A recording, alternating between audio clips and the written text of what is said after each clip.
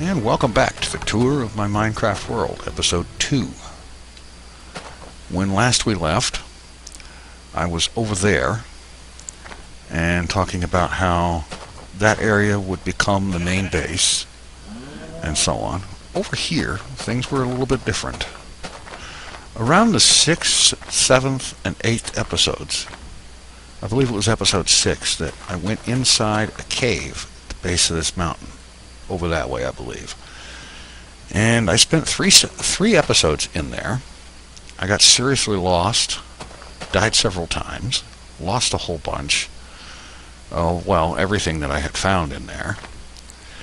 And so I had decided I was going to have my revenge. I was going to make a molehill out of this mountain.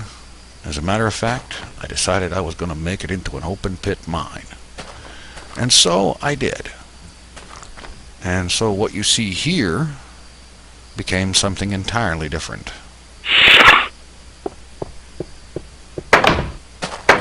You see, episodes, let's see, 9 through episode, episode 21. From episodes 9 through 21, I worked on reducing that mountain. I marked out a 40 by 40 area, and I began digging it up, tearing it down, and actually digging a pit where that mountain used to be. And for the purpose of this, you can ignore this tower. It wasn't there then. That came later. And what I had done is I set up a secondary base over here where I would handle all of my mining.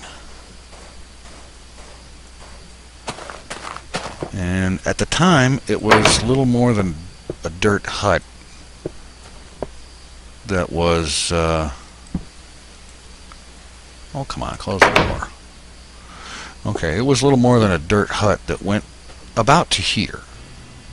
And then later on, I expanded it down this way to have room for storage chests to store all of the cobblestone and dirt, gravel that I was taking out of that area where the mountain was. And so for those episodes, I did a lot of mining. And toward the end of that time, I started my first branch mine. And I did pretty good. I had acquired a considerable amount of material, and this is about the state it was in around episode 21 or so. And I eventually used about half of this iron and gold to build a rail, a long minecart track. But that's another story that comes a little bit later in the story. After episode 21, I decided it was time to do some more involved exploration. And so I packed up a bunch of stuff and I headed off this way across this little section of desert that I had been mining for sand to make glass. And I pretty much went that way for a very long way, about 1,500 blocks or so, roughly speaking. And that was about a 4-day journey. And I'm going to cut to the area where I arrived at. And so it was that on the morning of the 4th Minecraft day since I left the original main base, headed south the whole time, I found myself in an area, I believe pretty much this area right here. And I was exploring, looking around. There was some nice scenery around, lots of trees. And so I had to look over here. And what I saw was that floating island. Now, mind you, of course, at the time there were no lights or anything else on it, and all of that stuff over there wasn't there. And I just had to have a look at that. And so I went over there. And I spent the night up on that island, looking at the scenery around me, which was fairly impressive. Nice cliffside right there, and lots of open beach area. Very nice looking area, honestly. Spent the night up there, and by the time I recorded episode 25, see, this was episode 24, Low Flying Island, when I came to this area and saw that and decided I was going to stay up there and maybe even make a small base up there just to stay for a while. By episode 25, things had changed. And so instead of making a base out of that, I decided that I was going to do something else. And that island is now Gizmo's Garden, named for my cat Gizmo, who died right before that episode was recorded.